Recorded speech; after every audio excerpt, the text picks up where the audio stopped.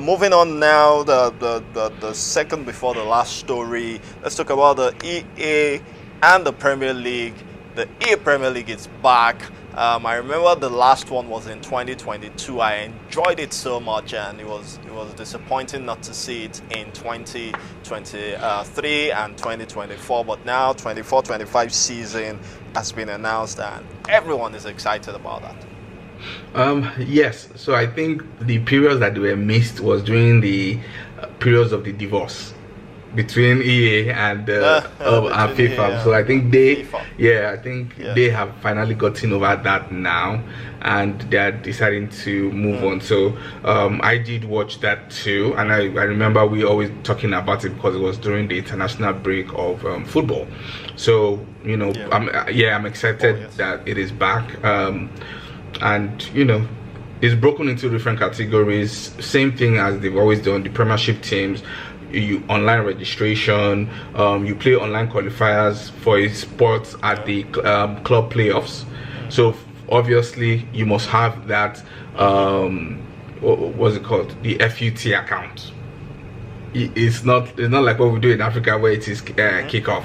You have to be that FUT account, and you must have gotten to a certain level to be able to be eligible, which is lovely. I see that we do have all 20 teams being represented, so I think everyone will play for that spot. So if you want to represent Manchester United, I'm believing, you know, you play that qualifiers against other players who are Man United gamers to officially represents Man United. So all the 20 teams are there, and then the online qualifier starts November 20th, which is is 2 weeks rather, not next week. Isn't it next week?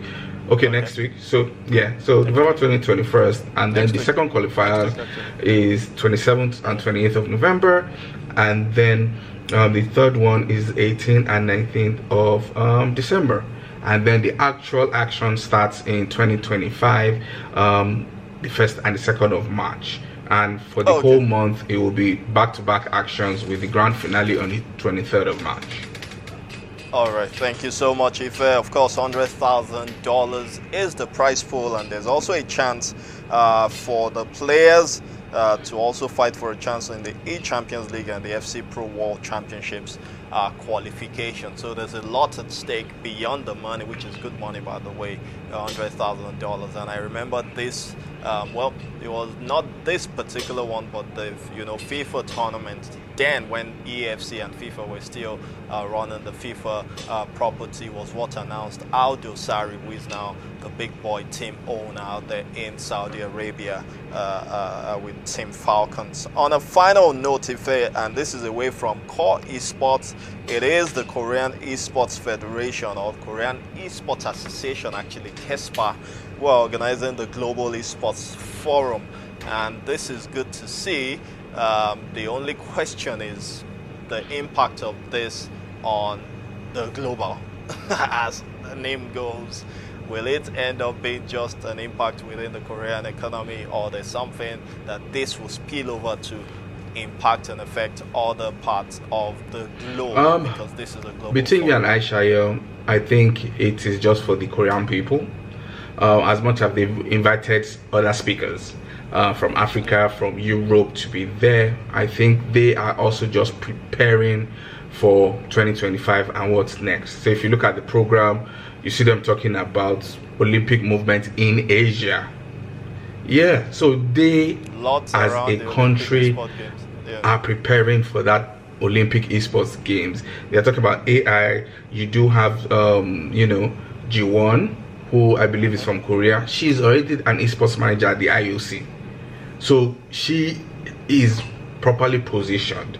They'll talk about education. I noticed that we do have two of our own.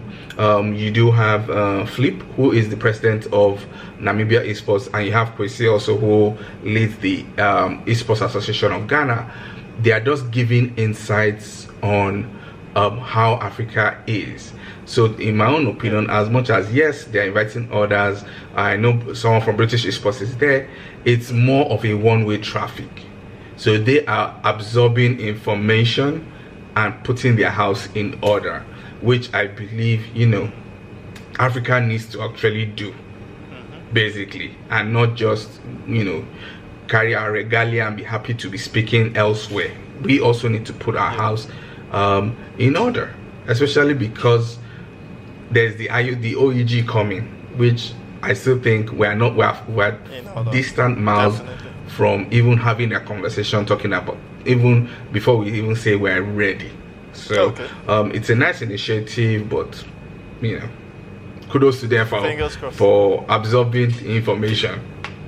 Fingers crossed. For me, not the only, but one of the main kudos I'll give to them is the fact that we can see Africans there, because there's so many initiatives that claim to be global and exclude some other parts of the world, especially Africa. So kudos to them. Let's see how the conversations go, and let's see how it impacts the whole.